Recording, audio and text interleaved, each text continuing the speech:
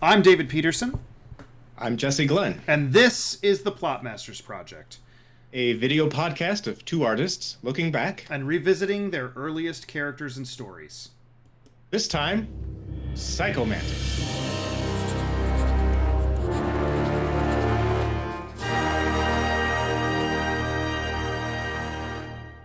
Yeah, so Psycho Right. Mantis is a character of Jesse's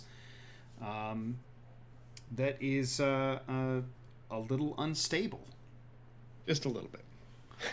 Uh, This yep. this was my crazy hero. There of course have been crazy heroes throughout the history of comics. Certainly in the '90s when comics were a big influence for me. Uh, but this was also like one of the first solo superhero characters that I tried to develop. I had done some team stuff. I had developed characters on a team, or like David and I had developed team stuff together plenty. Um, and then I had some silly cartoonier stuff years and years before. But like my first major, like I want a superhero, a solo superhero of my own that I can send on adventures. He was your Black Cat, Basically, yeah, yeah. except not based on you, per se. No, not actually, not at all. well, But, well. So I mentioned earlier in today's broadcast that I had a suspicion. I have an idea of where some of the seed for this character came from, and I mhm. might be wrong. I might Okay. be wrong, but I remember in the Palladium RPG system called Heroes Unlimited, that was the Hmm. superhero version of role playing within the Palladium rules.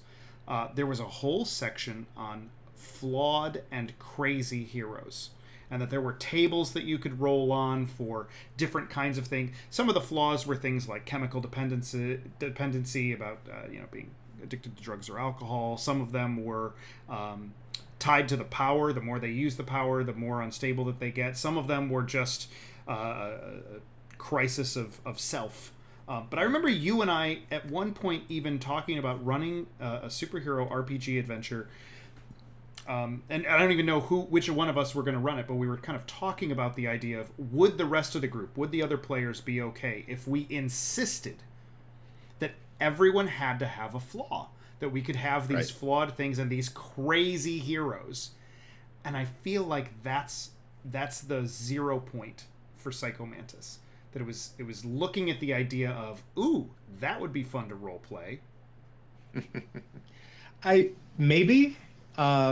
I mean, he was never a character that I made in the system. Right. I mean, I didn't because we've done that before. We're That's like, true. hey, let's get the books out and roll up some characters and actually just draw them as a comic or something, maybe something like that. It was never that, but I'm sure having that as an influence, yeah, it's like, oh, characters can be crazy. They can have weird things going on with them. I actually have Heroes Unlimited somewhere back on that bookshelf behind me. I was Um, looking at it the other day.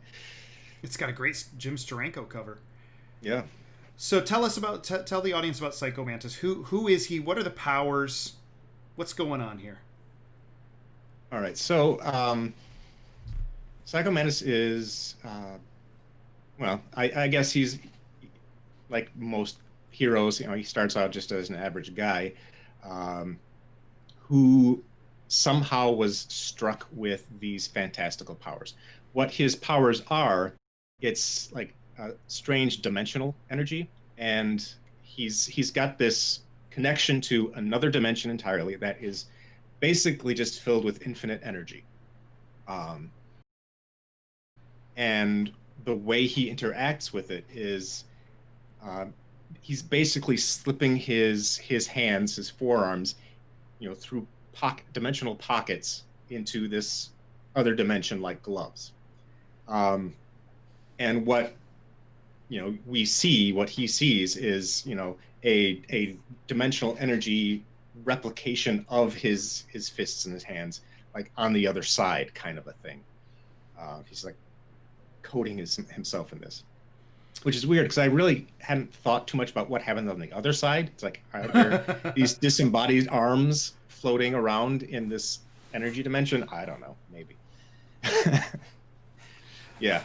uh, Um, So just also, I realize that we might have some people who have never seen the Plotmasters project.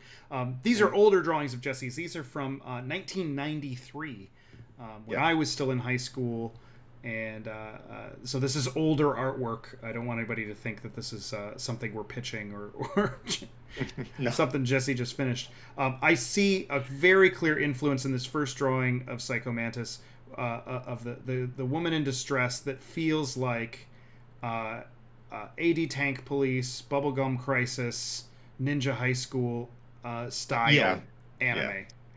Yeah, those are all things I was kind of into at the time, so very much.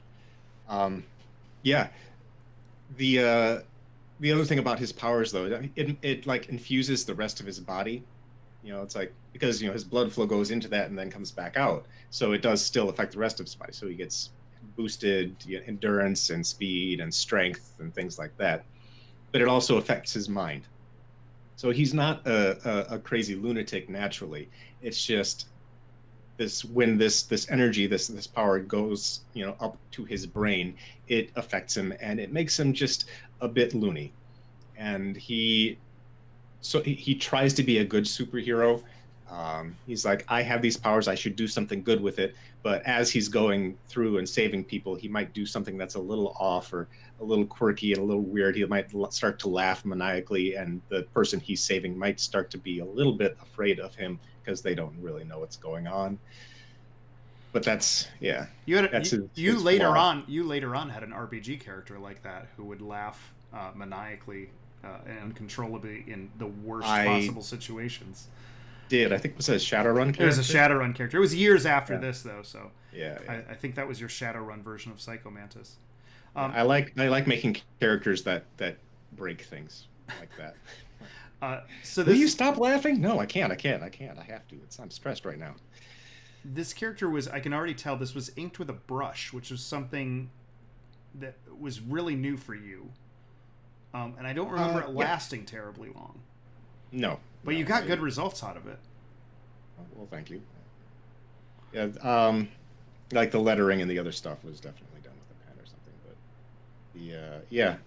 But I was experimenting all the time with, okay, do I try a brush? Do I try a crow quill? Do I try, any other kind of felt pen or dip pen or something? So, yeah, I just experimented a lot. And then the colors on this piece, I'm almost positive are Cotman's watercolor pencil or Derwent watercolor pencils.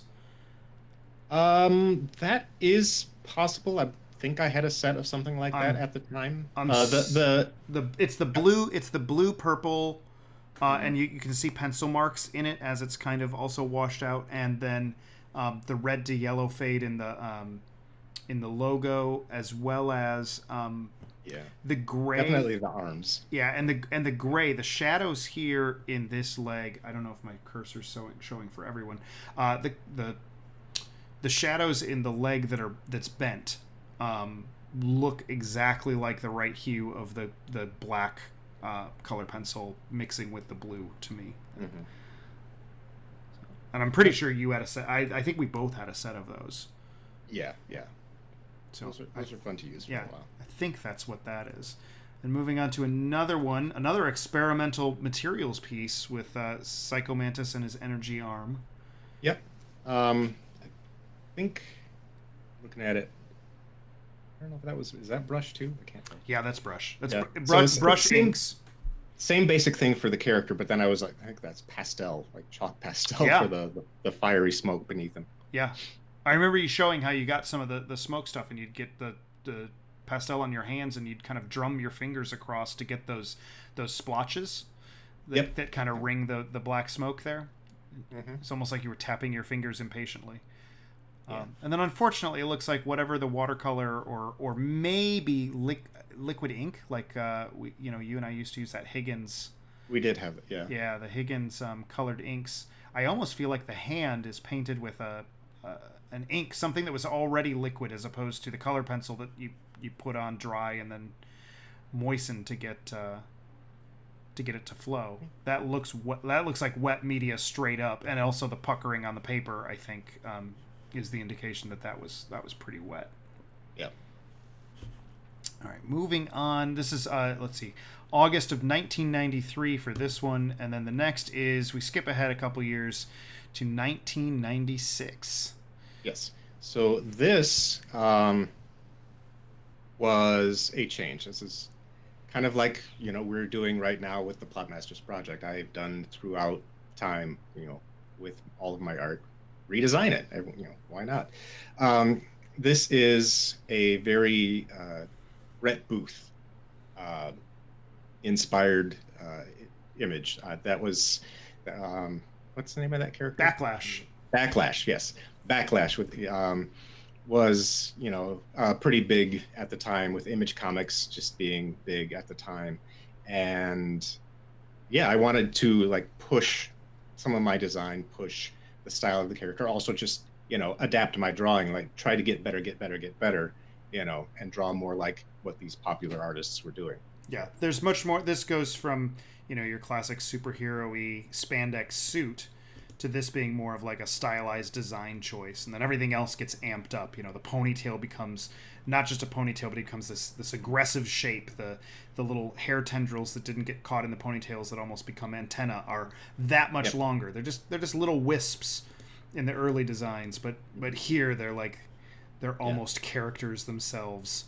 I wanted to accentuate the antenna thing, being Mantis. Yeah, it's like peak Image era stuff. Then we've got a couple scraps, a couple playing with eye designs and body shapes. Yeah. That top one is an itty bitty drawing. It's a little thing like that. But yeah, I just trying different sizes and just drawing just different characters or different poses, different action here and there. Yeah, I've drawn this character a lot over the past years. He's one of my favorites. And this is actually a modern coloration that I did once Jesse got me the pencils. But it's actually, I don't think it's that far off with what you and I would have done probably mid to late 90s with markers. It's got a little bit better rendering lighting suggestions than we would have done back then. But oops, I was trying to show some of that late 90s, especially with this gradation, because we were finding those Prismacolor markers were blending so nicely that we were able to we had so much fun with gradients. We were like, ooh, the orange to yellow gradient is so great. We can do that in all of our little name cards. Yep. So I was trying to, even though this is a modern recreation of that kind of feel, I don't think it's that far off.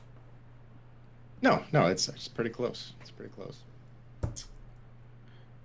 This one I think reads 1995, so we've got these a little out of order. But yeah, here's a 1995 version.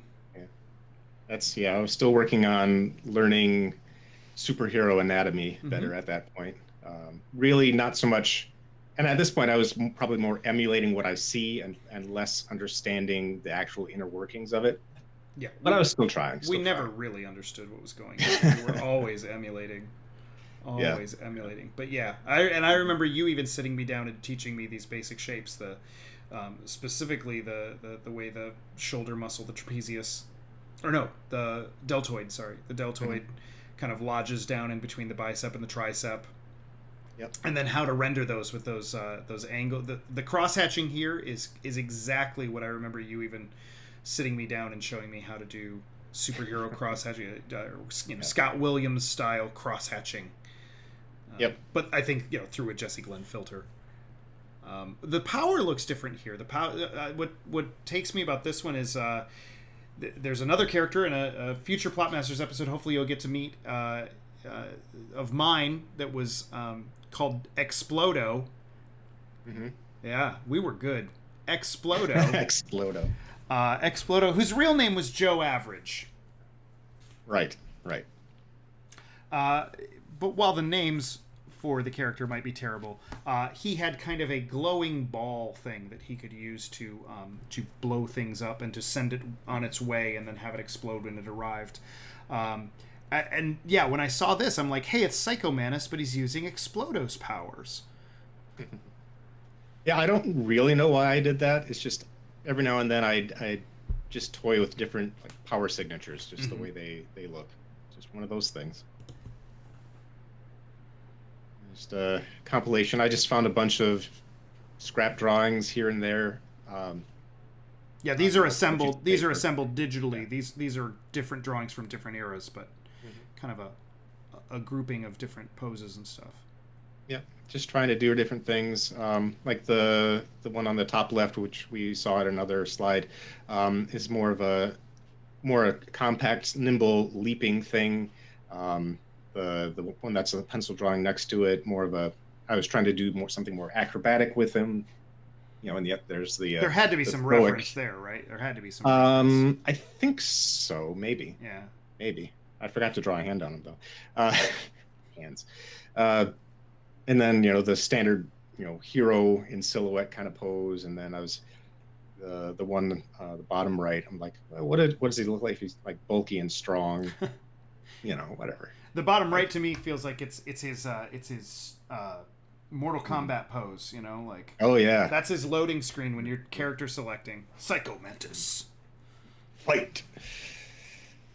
All right, then. Yep. So the next group of slides are odd to me. You sent these to me, and I actually don't really have a memory of these. Yeah. And there's, let's see, 1, 2, 3, 4, 5. There's 5 of these slides together. They Mhm. go together, and I Yeah. have no clue what the hell is going on here. So this is the Psychomantas gallery, the gallery of art, of fine art, by the way. Oh, okay. Gallery of fine art, made with the finest materials. So this is museum quality here. White copy paper and Yeah, and crayons. crayons. Okay. I don't remember what brand, so That's okay. forgive me. That's okay. So I went through, like all of the earlier stuff. It was like detailed pencil inking, watercolor inks, or whatever. And I think I was just feeling really, really cramped and tight in some of the things I was doing, and I just wanted to just cut loose. I was like, I wanted to get in the mindset of somebody who's being driven crazy by this weird power in his head. So it's like, let me just stop trying to be so refined and just get silly with it. So this is the gallery. Yeah, and I want to point out here before we go on, the smiley face with the jagged teeth and the uneven eyes made its appearance in that first. The eyes are even, but it made its appearance in the first drawing of Psychomantas, and Jesse ended up taking that on as kind of a little totem. And I was going to say, right, is it still on your lamp? it's on, this is even a new lamp. I had this sticker on an old lamp for years, and I ended up needing. It's not showing up in camera because of how I have it cropped. Is there any way you can There? unstick in it? there yet? Just unstick it. Just unstick it. But, there. Jesse have drew this- that in high school. There was a Yeah. point where you had several of them, and they were kind of scattered Yeah. all over your room. Taped to the curtain, taped to the door, taped to the lamp on your drawing table. But yeah, that kind of became a totem. And at the same time, of course, I felt that I needed a counter totem. And mine was, I basically usurped Mr. Yuck. I don't know if people remember Mr. Yuck from the 90s. He was a sticker that parents were supposed to put on chemicals or things, household cleaning items, things that kids should know. Don't drink this. Don't. And it was this kind of like sour tongue sticking out face, and so I made a version of this that was the Mr. Yuck version, where Jesse's was happy and crazy and mine was just bitter and sour. And Jesse's was yellow and mine was green. But Mr. Yuck has nothing to do with the Psychomantis fine art gallery here, so Very fine art. here we go. So yeah, I did these all, in a row, basically. Just like, I just want to produce this quick and get some sort of emotion out of these, or some sort of action out of each of these. This was like one of the more basic ones, and it's just a quick little pose. Like he was doing something and he got startled. It's like, what is that? Or Now, or maybe he's just posing. I don't know. Are these supposed to be drawn by Psychomantis? Because you said you wanted it to feel unhinged with the materials and the quickness.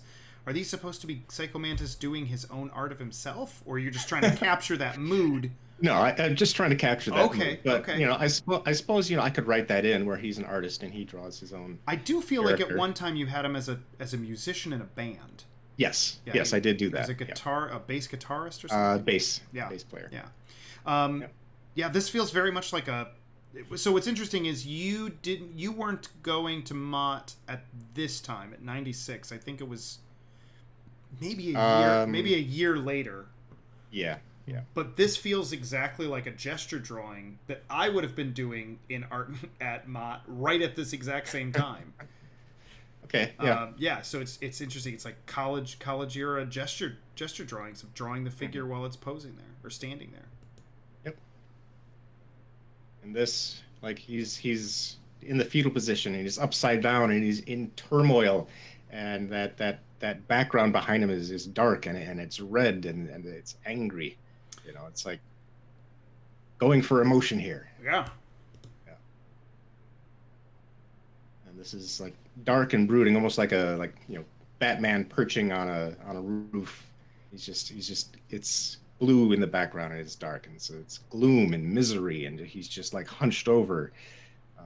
For that one, see, every one of these was meant for some sort of emotion, as opposed to a pretty picture or actually telling any kind of sequential story. I just wanted raw emotion out of each of these. And this one is just anguish. Spiraling. Yeah. This Cyclops really angry. That Jean It Grey is the Cyclops pose. Cyclops. Oh, you thief!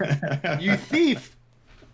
So I do the fact that I never saw these, especially these three, makes me wonder.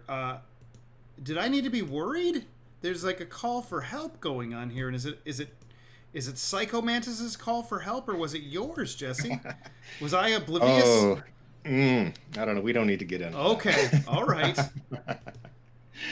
All right. I'm fine now. I'm fine. Okay. I feel much better now. Much better now. Yeah.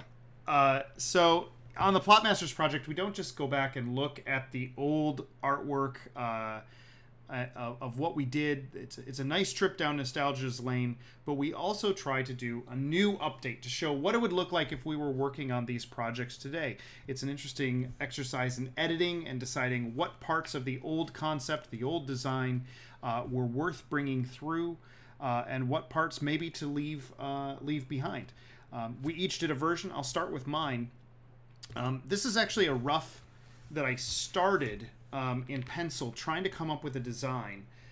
I was really taken by the idea of what Jesse said about, or what I knew that some of Jesse's influences were of that '90s era, and I thought I'm just gonna do a modern version. Me now drawing my best, like Jim Lee, J. Scott Campbell, Brett Booth, Mark Silvestri-ish kind of thing, all in one.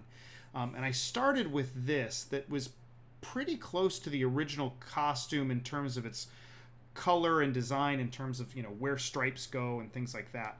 But since he is going crazy and there's this thing about tapping into another dimension, I decided that part of the rig, part of the thing that he's able to tap into to get to that other dimension needs to be strapped to his head. There needs to be something there. It also helps reinforce the design idea of it being like a mantis, like a praying mantis, has those giant eyes either side, and you get that very triangular head, that I could kind of emulate the silhouette the same way by putting these whatever science boxes on the side of his head that help him focus an ability to tap into another dimension. But I ended up feeling like this was derivative in some ways that I didn't like, and I also felt like I was not great at drawing. I'm still not great at drawing anatomy and drawing human poses and getting the life. It felt stiff, and something about Psycho Mantis was supposed to be that he was nimble. He's the character who gets into the Spidey poses. And that I wasn't getting that across. So I started looking at some other inspirations and ended up going with slightly more of a anime manga feel to some of it. I found a pose that I completely copied and ripped off. And I can't remember. At some point, I'll do a blog post about this piece, and I'll actually look back and look up what the reference was for the character pose. But I took an anime character's pose from an art print, and then completely redrew the costume. In fact, you can tell I redrew it because for some stupid reason, I gave the character 2 right feet, and the original anime is not that way, or the original manga drawing is not that way. But yeah, I copied the pose, but then completely redrew it so I could get the costuming in there. And this was a little bit of a harken back to that first drawing, not just the idea of this kind of nimble character and everything, but that I knew that Jesse was influenced around that time by 80s and 90s manga and anime that had made their way over to the US and started to become very popular. And so I thought, yeah, if I want to play that up and play up some of that martial arts feel, I should do that. So I also put a little bit more stress to the black of the costume. Part of that, I think, is more of a modern sensibility, trying to take away the cheesiness of what we think of as like spandex costumes, spandex superhero costumes, and then using the green more for accents. It goes down the chest, it's the mask, it's the stripes on the legs, rather than the other way, where a lot of time the black were the stripes in some of the earliest concepts. Still gave him some pouches, some 90s pouches, made one of them a little more satchel-y. And then the boxes, the science boxes, as they were, whatever we're calling those. Yeah, science boxes. Yeah, science boxes. Here are actually based on a pair of earbuds that I have that are wireless. Actually, do I have them right here? Oh, I do. I have them right here. I should have gotten a good photo of this, but there they are. There they are. And it's got that bulbous, part that goes in your ear, and it's hollow right at the end where the I know the light isn't hitting it just quite right. There we go. And then there's this little hook part that kind of goes, fits into your ear right. So I use that coming down around his chin to kind of almost be like the pincers or the mandibles of a mantis, of a praying mantis. And then just how the cord to connect the two wireless earbuds together comes out of that and goes up. I had them come part way up to be the antenna rather than doing the hair and the ponytail thing. The ponytail thing I decided to make into more of a bandit mask that ties off behind, so that he still has some of that ponytail feel, but it's different.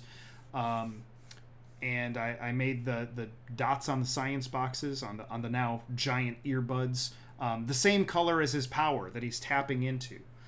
As for a setting, I decided to put him in some kind of weird spiritual interdimensional dojo. That this is almost like the world between worlds. That if it's Psycho Mantis, this needs to be as crazy as like a Steve Ditko Doctor Strange comic. This is the character you can take to the insane places, the insane landscapes and space, space temples that don't really exist. Yeah. And as for the logo, I just had some fun with some fonts, and I had to make sure that I included the Psychomantas smile in my version. Very nice, very nice. I like it. Oh, sorry. I was going to say a couple things. Yeah. The science boxes is fun because even though originally he taps into it naturally, I did have a villain that wore some sort of headpiece for that specific purpose. He's like, well, if Psycho Mantis can do it, then so can I. I just need to, put this thing on my head and make it happen. And it made him pretty powerful, but it was actually worse for him on the psychosis front. Yeah. It's basically like, in the same way that standing next to a microwave, too closely isn't good. Like, he's strapped them either side of his brain. Yeah. It's just going to reinforce the psycho. Yeah, and I don't think we mentioned it, but you said you put him in a dojo, and you've got the martial arts and food stuff. He is actually meant to be a Japanese character. He's oh, I didn't know that. Yeah, he's Japanese. You can't tell. I mean, his face is covered and everything, but yeah. Kenyu Soriyama was his name. Really? I didn't know that. Yeah. I didn't know that. You didn't know that? No, I mean, I always felt like he could go either way. He was Well, just, just I wasn't nondescript. really good at rendering, specific, racial facial features Sure, sure, but to differentiate anybody. I didn't know that it was a canon thing. Yeah. I thought it was more Hmm. based on like there's a little bit of a Japanese vibe because of the influences, not because that's who the character is. No, he So actually was. cool. Okay. All right, yours. Going on. So this was a rough sketch I did. It might even be a year ago now. I don't know. But before I did my final piece, I just wanted to get back into the feel of the character. I hadn't drawn him in a while, so I didn't change anything specifically for this one. His hands got big. His hands got big. I was actually toying with the idea of his, just exaggerating something with him like that. I thought it would be fun, and I don't believe I did on my final piece, but I almost wish I had kept that. I like it, just like he puts his hands into that dimension, they just get really big, and he's just, It makes you him know, different, that's for sure. yeah, yeah. But I thought, well, maybe it makes him look like too much of like a strong punching Hmm, guy, and like, that's true. and I didn't want that, so I think that's why I pulled back on That's true. that. And here we have again, with the big hands, but I tried to stylize them a little bit more. Um, and then like the pants, I went back to like something more like his Nice original 90s shirt. parachute pants. Well, yeah, because it's like the very first drawing, he had this weird gray loose top, um, and I wanted to like emulate. I didn't want to keep it the same, but I wanted to emulate that a little bit, so I put it in the pants. Um, Put it in the and then pants. I put it in the pants. That's where you keep it. Um, but yeah, and did some other stylization, changed up some of the striping on his top, and added some to the mask. And then yeah, right next to him there is the bad guy. Like he's got an apparatus, that he needs to harness the power, and you can see his brain is glowing with all that stuff, and that's what it drives him even more crazy as he's trying to fight Psycho Mantis. And then I did a final piece, and here he is in all his glory. And I sort of did, I guess, a similar thing to what David did. Like you said, you put him in this interdimensional weird space, which had never been a part of his story before. He always just existed in real life, in our dimension. His hands just went. For this, I thought, what if he starts jumping dimensions? I mean, he still gets his power from the same weird energy dimension, but it allows him to go to multiple other dimensions. And so that's, I mean, like the background is obviously someplace very foreign, very weird, and I liked that. Yeah, it feels Doctor Strangey in that it's also like, is this place an alien planet where other alien creatures live, or is this essentially like an etherverse? Is this a concept? Is this something that only exists in a spiritual realm or in somebody's mind? Like that, it feels like if you're going to have a character named Psycho Mantis that has all the attributes of things we just talked about, putting a character like that in a location like this makes perfect sense. Like if you don't, you're a fool. Yeah. Keeping him in the real world is boring. And he's just another average superhero. But wait, I see two figures here, Jesse Glenn. So I felt like he needed a partner. He needed somebody to go gallivanting across the dimensions with. So I came up with some. I actually started developing some other background story stuff, like who this person is, what the connection is. Like she worked in a lab with somebody who was engaged to. It's this thing. There's some connection there. They found each other, but she got her powers from a lab accident. Wait, who's she? She's engaged to who? Some other character. Sure, yeah, like, or no, like, wait, her. Oh no, I remember. Her Okay. brother was engaged to Psychomantis' sister, I think. And there was some conspiracy at this weird, crazy lab, and somebody got killed. I think it was her brother that got killed. Now, was this story This stuff... is all just... Right, but is this story stuff that you developed way back when and No, this is new. tapped into? This is new stuff that you're... This is new stuff I developed while I was thinking about how to revamp Psychomantas. Yeah. This is all new. I really hope that we get to do more Plotmasters episodes beyond these, because what Jesse has just shown you a glimpse of is a modern version of what he and I did with our big superhero groups, which is that we just wrote soap operas. We wrote crazy superhero soap, and there was no limit to the number of characters that we could throw in. We've established those characters. Let's add 10 more. And let's talk about so-and-so's sister, and this person's that person's half-brother, but they didn't know it was their half-brother. We wrote stuff like that, so I find it delightful that when you are revamping Psychomantis, you're already you're halfway down that path. Always, every time. So this is Aphid Pop. That's her name. It's a weird name, and I kind of liked that because it's just kind of pop is in pop culture, but also because that's kind of what her power is. She's a teleporter. Oh, okay. But she can only teleport up to like 6 feet. Okay. But she can do it in rapid succession. So she can still like pops. She pops along. Pop, pop, pop, pop, pop, pop, pop, pop, pop, pop, pop, pop, and it makes that sound. It's like the vacuum of her disappearing and reappearing. And it has to be because we can't use Bamf because Marvel we cannot trademarked it. We can't use Bamf, so we have to use Pop.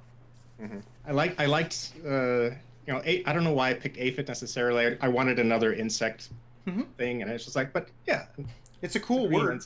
Yeah, and so that was her name, and she does pop, pop, pop, pop, pop, pop, pop. And I also she can teleports. She can't like Nightcrawler can grab somebody and teleport with them. She can't, but it's almost like a field around her of 1 inch, like almost like 1 inch around her that will teleport with her. So it's like she had a coin in her hand, she could probably take that. Okay. But if she was holding onto somebody's arm and she teleported, she would no more fingers. Yeah, they would lose 1 inch of flesh or whatever. Yikes. That would be bad. So she can teleport herself. She's not helpful in helping people escape with her teleporting powers. Okay. So yeah, I also because I like flaws in things. Yeah. But also, it's a gruesome way to attack somebody. Yeah, it is. Like, yeah, get her in a bear hug, and she's like, "You better let go. You better let go." Yeah. Like, I warned you, and then gone. Yeah. So yeah, it's surprisingly gruesome how that can be exploited. Mm-hmm. But she's being a good person. She's like, she'd almost rather let herself get captured than actually have to do that to somebody. She rips off people's fingers responsibly. Yeah, because she's a good person. Mm-hmm. So yeah, go ahead. Anyway, but where are we going? Back to like the traversing through dimensions thing. It had some bearing on the costume design. Now I had actually I had a while back, and I don't know why I couldn't find the pictures. I would have sent them to you. He had a closed mask in some other thing. I drew him a couple times with the closed mask. Kind of similar to what he's got on. I remember the spiky thing at one point. There was a version that had the spiky topped mask. Yeah, but I gave him and her both completely closed costumes, no openings, because I was thinking, who knows what kind of atmosphere they're jumping into. Now, I'm not saying these are like completely invulnerable suits that can handle any kind of harsh environment, but they're at least a mild hazmat type of suit that they can it's their generally survive. It's their PPE. It's yeah, mask, gloves, visors. Yeah, so that was a choice that I made when I was designing these, which is why his antennae are no longer hair, but they're actually just there. Yeah, so something that I thought of when your version So my version of the, where I'm like, hey, I'm going to take him out of the real world and put him in a crazy place, still feels like he's potentially the crazy one in this world, even though this world is not natural to us.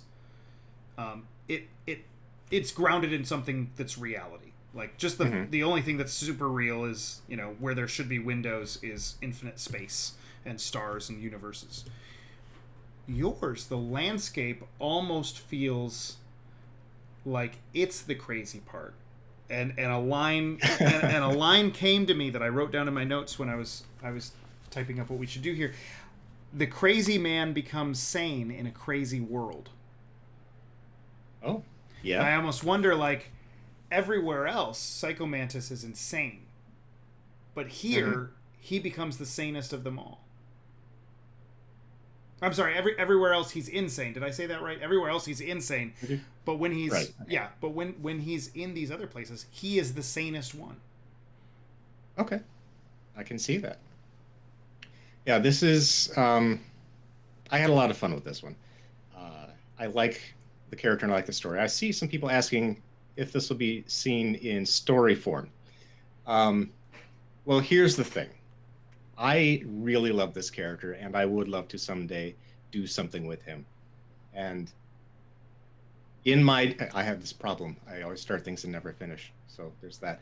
But in developing this and thinking about other things that we have slated for Plotmasters, there was another story that I was thinking of revamping, and as I am wont to do, have intertwined some of the origins of this and one of the other future possible... What's the other one? PKSO. Oh, Lord. Imagine how I did that. It's weird. It completely changes that story. That one's just all different. All new, all different for that one, too. Yeah. Yep. It has to do with some sort of dimensional alien vessel popping up in the middle of the Indian Ocean and causing ripples of psycho-dimensional energy to pass over the Earth, which is what gives him his powers and starts people experimenting with stuff, and then the PKSO story, which I won't get too much into because that's something for later. They're like a police force that goes after powered people, kind of a thing. I'm just switching what kind of powers they were going after before to the psycho-dimensional weird powers. So Jesse and I have talked about how for Plotmasters, all of this is at this point just an experiment, just an exercise in fun. But if, Jesse, you have any inkling of doing something with any of your characters from Plotmasters redesigns, I think you're making life hard on yourself with the other design. I think you've tapped into something here that is perfect, which is, when I zoom back out here, the perspective of each object is not necessarily the same as the one next to it. You know what I mean? Like, it is a chaos world. There are all kinds of weird abstract patterns and glowy, speckly kind of escalator things next to sort of orange striped iPhones, and the powers are expressionistic, and you have two characters. Yes, two characters. Interactions. Two characters. But not 5 characters. Not 6 characters. Not 10 characters. That's better for me. 2 characters. And and also, if they're going other places, you can make the other characters that they have to interact with, either helper characters or villain characters, as crazy and weird and monster-like or as refined as you want, without having to worry about drawing vessels in the Indian Ocean. Right? Like, draw the stuff write about the stuff you want to draw about. Like, I don't think you want to draw about you don't want to draw police that hunt down super powered people. You want to draw crazy stuff like this. I know it because you drew it. So if you're going to do something, I think this is the story. This is it. or at least something like this. Like frame the project so that it works. And obviously, there's already an audience. We're probably good on wrapping up Psycho Mantis. Another episode of the Plotmasters Project.